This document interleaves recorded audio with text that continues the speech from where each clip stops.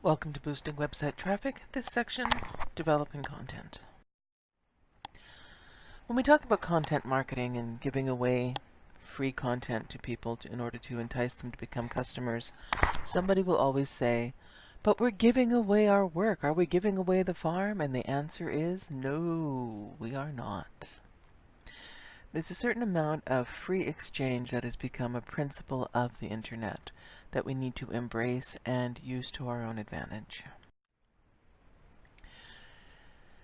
We want to position ourselves as thought leaders in the areas in which we are trying to sell or promote. So we want to be able to demonstrate that by providing information or educational resources to our potential audience. Sometimes we just want to entertain and engage them as well. It used to be that we who were writers or content producers would guard our stuff very zealously, that we would not let people see it. We were worried about copyright, and we would insist on getting paid to produce work or to have it consumed. Well, we still want to get paid to produce the work. That's what our employers do. But the principles of the internet have changed so many things in the way that we promote our work. We need to give people free samples of what it is that we do. It's the Costco principle, in order to help them understand the value and the benefit of working with us. It gives us an exchange point where we can say, give us your contact information, which turns them from a passive viewer into a lead, and we will provide you with some useful resource that will add benefit to your world. It also allows us to silo those leads into segments for future marketing, because we see what people are interested in and what they engage with, and then we can continue to market to them based on their preferences. It's like email marketing. We can see what people click on, so we know what to reach out, how to reach out to them, and what information to send them. Same principle with using content marketing in lead generation. What can you create? There are so many things that you can create to offer your audience. Just a quick list, and there are ways that you can bundle these things together. Social media posts are one thing that can be of their own merit. They can be micro blog posts and have their own value, separate from just promoting your longer form content and your events as well. So how do we get started? First of all, you need to determine what your voice is going to be for your company. One of the things that I was always most proud of at Modern Earth was that there were 4 of us that were writing the corporate blog, but our corporate voice was very consistent and people couldn't tell who was writing, if it was our president, if it was me, if it was my marketing assistant. We spoke with a company voice. Now you can choose to have more individuality in your corporate voice, or you can make sure that everybody speaks and sounds like the company itself. So you can work through that and create a style guide so everyone is on the same page. And as usual, this presentation is full of links and resources for you. Then you need to amalgamate all of the content that you have. We call them assets. And make a list of all of the assets that you have, past, present, and then you'll start seeing ideas to fill in the gaps or to see what needs to be repurposed for reuse. There is no problem taking an old promotion or an old piece of content that you've made in the past and seeing if you can refurbish it, update the logo, update the language, and use it again. Absolutely use all the stuff that you've got. Figure out how you want to deliver this information, how to structure it properly, which one of those previous categories it would fall best into as you reshape that. And then think about how you can repurpose those bricks and build smaller structures out of them. If you have tip sheets, you can put them together and call it a white paper. You can send out some white papers and then start bundling them together to be an ebook. When you have some ebooks, then you can see if the authors would be willing to do a webinar. So you can get much life out of every piece of content that you create as you bundle them and package them together over time. As people are approaching your business or your organization or institution, they are at different points in that sales conversion funnel. And you can send them different types of content at different times, at different points in their journey in order to help influence them. The more deeply they are placed in that funnel, the more engaged they are with your business, and the more likely they are to consume longer form content. So this is just a great graphic that replicates that sales funnel that we looked at in previous course or classes, and gives you a sense of the kinds of information that people are most likely to consume. Now, that doesn't mean that the person who is, one day away from signing up with you isn't going to read your social media posts. They absolutely are. All of these things sort of filter to the bottom. But the more engaged they are, the closer they are to making that decision to buy, especially if it's a larger ticket item or a long-term commitment. They're going to want some decision maker level documentation to prove their decision to the people that they need to justify their budget to. So keep an eye on how you're distributing your content to make sure you always have a good mix to people at the various stages in the funnel, and to focus in on the ones that are getting the most traction, the most consumption. So this just breaks it down a little bit more with some examples that generally work, but it doesn't mean that you don't want to try things at different times and see how your unique audiences respond. Generally, white papers, again, at a high level, they're very good because they are good to help sort out what differentiates you from the competition, and they're also really good later in the funnel as well. They're often skimmed through, so you want to make sure that they're laid out in a way that's easy to consume.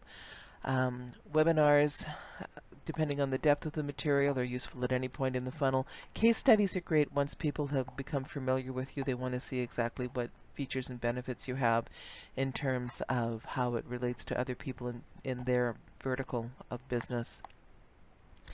And the nice thing about case studies is that they are implicit endorsements or testimonials if you're talking about an identified customer.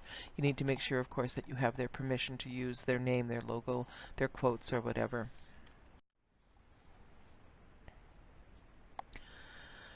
Just a few more ideas around when you can use different forms of content for your audience. Blog posts, of course, need to be fairly concise, 500 to 750 words. They can include video or audio clips. Blog posts that are shorter than that, 350 words. Seth Godin writes a lot of really brief, short, and snappy blog posts. It's a real art to communicate an idea thoroughly in that limited amount of word space. But again, play with these and see how they fit into your funnel and where your decision makers are and how they're consuming your content. And we find that people will consume the more long-form content at the top of the funnel, and then again deeper into the funnel as they're justifying their decisions. You've figured out all of the content that you've historically created and taken a look at that. You've determined what your cohesive corporate voice is going to be, and it's time to start thinking about building new content and scheduling that out. Where do you find your ideas? Lots of sources. First of all, follow the news. There are often things in the general news feed that can link back to your business. For example, one of my clients was a company that sold fire protection services. So they are the company that would put sprinkler systems into businesses, restaurants, office buildings, and they would do a little bit of residential home fire prevention as well. And every year around Christmas time, you knew that there was going to be an article where some poor child, their pajamas caught on fire, or the Christmas tree caught on fire, or whatever, and there was a family tragedy. They would take those news articles and in a very sensitive and non-sensational way reference that news item as opposed to educate their clients on home fire safety, because they could take a real world example and then talk about how it could be prevented. And it was never a hard sales pitch. It was always just informative and educational and very compassionate. Extreme example, maybe, and a sad one, but a great way of a business keeping an eye on what's happening in the marketplace in order to leverage that back to educate their prospects and their clients, to add value to their prospects and clients' lives with real-world information that was useful, but to use what was out there in the real world. So knowing what's going on in the areas of the general population and the general world news that relate back to you, very important. You can always find ways to use that information. Guaranteed that people are talking about you or someone like you or what you do or something like what you do out there in social media somewhere. So you need to follow your competition. You need to follow your clients. You need to follow some of your hot prospects to see what the conversation is like. And there are all kinds of tools that can help you with social listening. Some of them are free, some of them are paid. I've included a link. Brandwatch has a great list. They update it every once in a while, so it's fairly current. But again, as with all posts on the internet, I can't guarantee that everything that links internally is always going to work when I'm referencing posts, but this one is a good one. So this will give you a list of the top free social media monitoring tools that you can take a look at. I like Hootsuite personally. Google Alerts, I use Mention on the free plan. I haven't invested in the paid plan. But between all the various listening posts, I feel that I can cover it fairly well with the free services.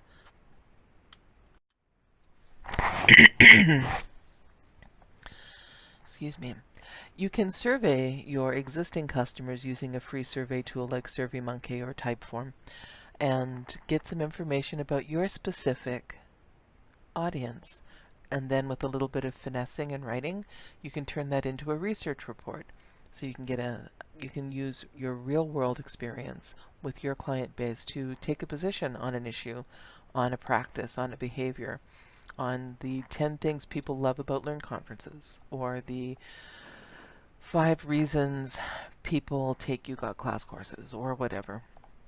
And then you have created a report, and that is of value because people like to know what other people are doing, and that shapes their behavior.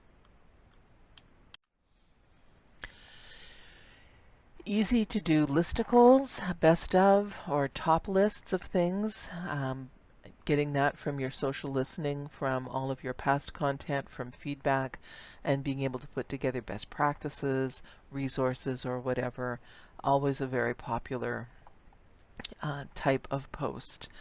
Going back through your old content and looking at the most highly consumed posts, looking at your readership and saying, hey, our top 5 blog posts for the first half of 2017 or the last half of 2016 or whatever, in order to repurpose the content that you have and keep your content fresh, especially if it's evergreen content.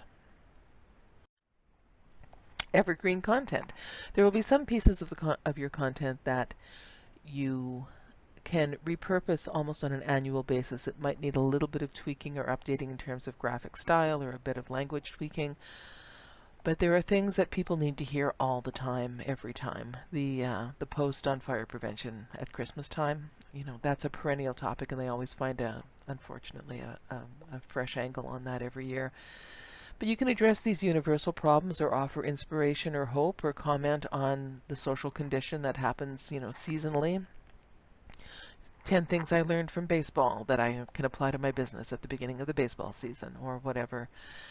Lots of ways to keep an eye on the calendar, to keep an eye on your content and repurpose things so you don't feel like you always have to write original content. Just read it through and make sure that you don't have to tweak or update any of the small details to make sure that it stays relevant. Promoting your content is also a form of content marketing because you want to create posts in social media that entice people to click on the link, the way they do in search results, and to participate in your longer form content. So you want to make sure that you're using very direct language. You want to tell people what it's about. Again, sometimes being too creative with language is more off-putting than just being clear and direct. You have a limited amount of time to get people's attention, so you want to make sure that you are not beating around the bush, that you're clear, direct, not wasting people's time. Always using great action verbs and putting things in the first person, telling people what they're going to discover or get or experience or enjoy from interacting with the content that you've created. All of our posts and our content and content promotion should be focused on what's in it for our audience. It's all about them. You want to make sure that we're talking to our audience directly, that we're not putting them into the third person.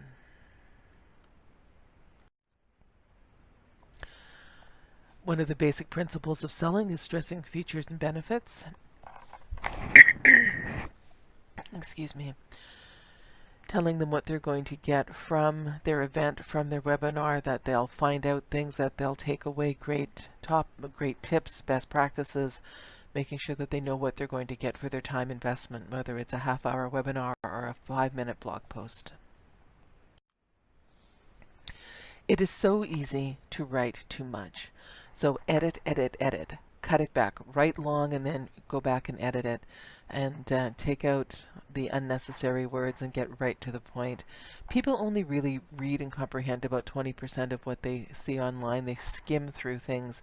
They're looking for headlines. They're looking for the optimized words that resonate to their internal search mentality for what it is that they want to get from you. So write less, write magazine style, write in small paragraphs, use strong headlines, and always, always optimize.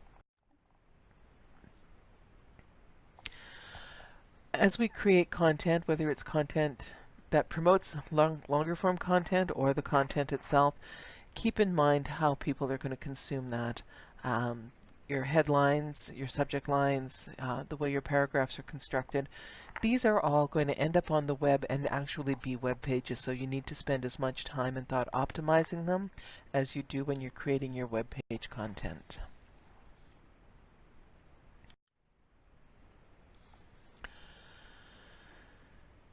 One of the ways to organize yourself is to start a content repository, and I like Google Docs because my team and I can work on things together and I can take advantage of everybody's contributions without it all having to run through one person. So Google Sheets are great because you can have multiple tabs and sort out your content ideas and your plan. You can link to Google Documents and to Google Calendars. So tab 1 is just a great place to have everybody contribute their ideas, good, bad, wild, woolly. You can go through and edit stuff out or explain why, in a little note, why this is a great idea or a bad idea, or ask a question and have people come in and revisit their ideas. But you can make it a real living, working document where you can amass all of the great ideas that your team has, and it gives you a place to put ideas when they're top of mind, as opposed to writing them down in a notebook or whatever and then they get forgotten.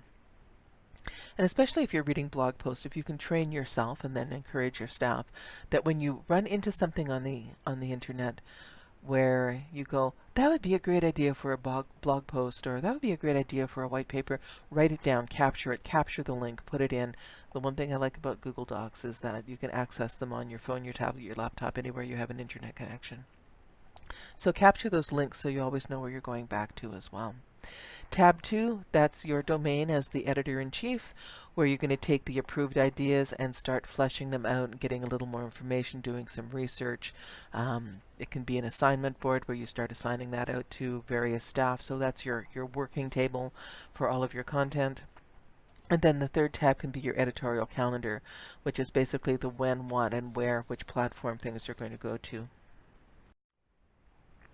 A little more detail on that editorial calendar. If you Google editorial calendar, there are hundreds of templates online. So many of them are very, very complex. So I would say right now, as you're just getting started, spend minimal time organizing and just get more time, spend more time in creating this content and getting things going. You can always expand the sophistication of your editorial content over time. So basically 6 columns, I think, is all you need. The date that you want to post things, because that's your deadline date. What platform you want to put it on, what your optimized title is, the key phrases you want to make sure that you're including so you're not writing about the same key phrase topics every time. Any links that you want to include. And then you can link to the Google Doc page. So if this is in Google Sheets, spreadsheets, you can link to the Google Doc page where you're actually building that long form content. So you're doing that in a Word editor, not trying to cram it into one little box on a spreadsheet document. And you can also then link to an event on your actual Google Calendar, which you can share with your team. So then you have that month or week view of the content that's going to be put forward. And you want to make sure that you have both a confirmed start date to get things done well in advance of your post date, so you know what your lead time is, because these things do take time to work on, especially your long form content.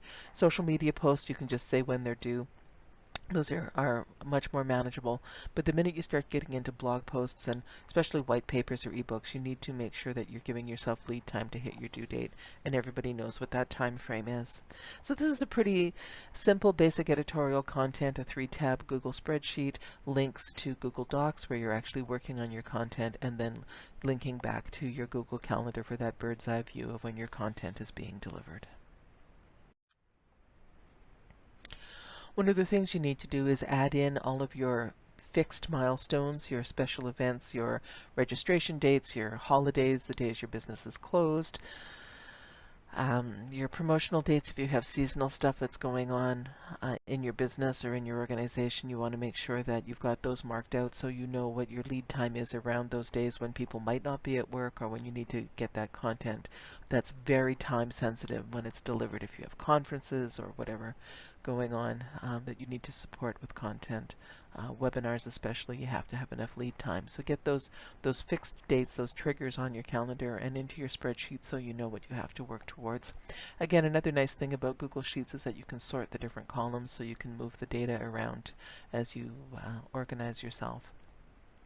And again, having that for long form content, committing to a start date and committing to a post date will just help you and your team hit those milestones on time every time. A quick recap of content mistakes that everybody makes. Not immune to them either, myself. It's so easy to write too much, but keeping in mind that people have a limited attention span. They are being bombarded by content, so you want to make sure that you capture their attention in the least amount of time and effort possible. People are going to skim, so make sure that your content is crisp, snappy, and engaging. If you're writing text content, you want to write in a magazine style, and you want to make sure that you're including rich media when you can, when it makes sense, linking to a video if you have audio files, whatever. Don't rely just on text. Even just images can be really powerful to help hold people's attention or to explain what it is you're trying to say. Graphs, charts, infographics, all of those good things. So don't just rely on text.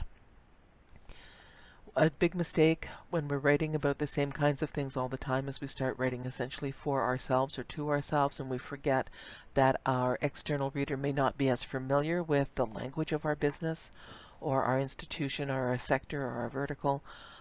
We might use jokes that don't make sense to people outside of our own institution, and then we stop also using our analytics. We stop seeing who our audience is. We stop looking at clicks. We get a little lazy, maybe a little sloppy sometimes. And rather than engaging with those metrics to keep our eye on our outside audience, we fall into the habit of writing for ourselves. So be aware of that possibility as well. Always remember that our goal is in generating all of this content is to get traffic back to our website so people can register for a course, purchase a product, sign up for a service, do more research about doing business with our company, whatever that may be. If we're not moving people closer to us in their buying decision, then we're not doing a good enough job in creating our content. Here are some things to think about as you're pulling together all of your content. So what are the 3 resources you can use to monitor the news out there for your key constituent groups? Take a look through the various ideas that we've had and then pick a few to get started with. Also, where is your audience in terms of social media? Where should you be following them and paying attention? Your audience may be more on Twitter, less on Facebook, more on LinkedIn. Figure that out and start paying attention. Start making a list of the kinds of surveys that your audience would be interested enough to participate in, where they would care about learning the results. Come up with at least 2 top 10 or best of lists where that you can compile using the existing content that you have now that you've started to pull it all together. And identify at least 3 types of evergreen content out of your content repository that with a little brushing up and polishing you would be able to recycle back through. This should get you started on putting together your content as you start preparing to write new content.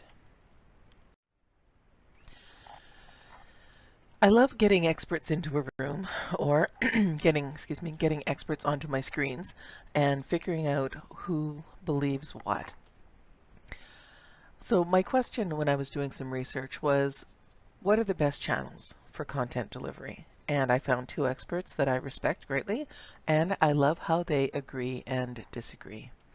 So Joe's list, Mark's list, some similarities, a few differences, just proves the point that you need to find out the best channels for you.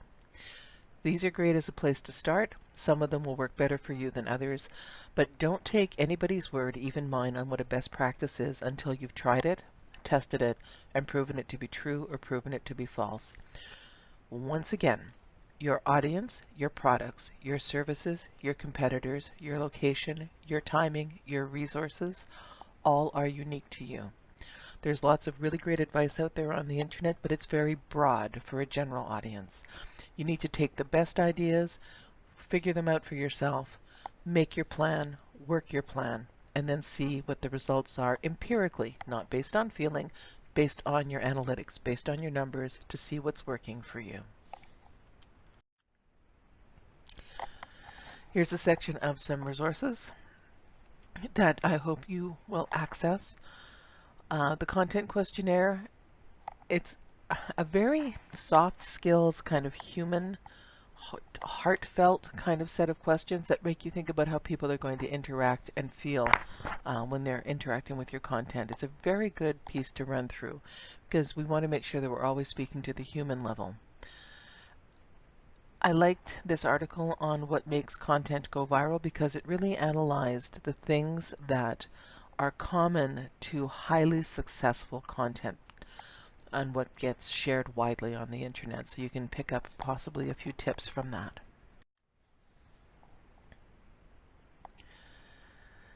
Google always changes how it is displaying things in its search results, and its most recent evolution has been the snippets box, where you get this block of deep content about the top search result.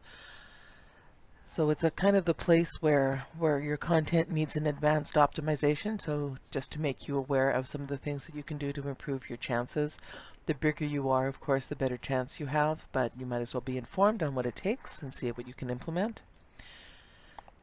And I included a couple tools for you to be able to create good visual content, mostly graphics. If you don't have a graphic design department, but you want to make, a quote or a testimonial piece look really nice and frame it out with a nice graphic, then these are lists of tools that will help you. These are not the tools themselves, but these are, again, two respected authors who have amassed a list of free and cheap tools that you can use. We know that images enhance people's engagement, but we don't want to necessarily, unfortunately, have to pay for all the images that we use, so there's a lot of open copyright. I have included a link to the 20 best places to find free images. And I really like Copyblogger, worth the read almost every time. He has a 1-2-3 formula for how to create really persuasive copy, and I just wanted to share this with you because his advice has always been very, very good. We will see you in the forums.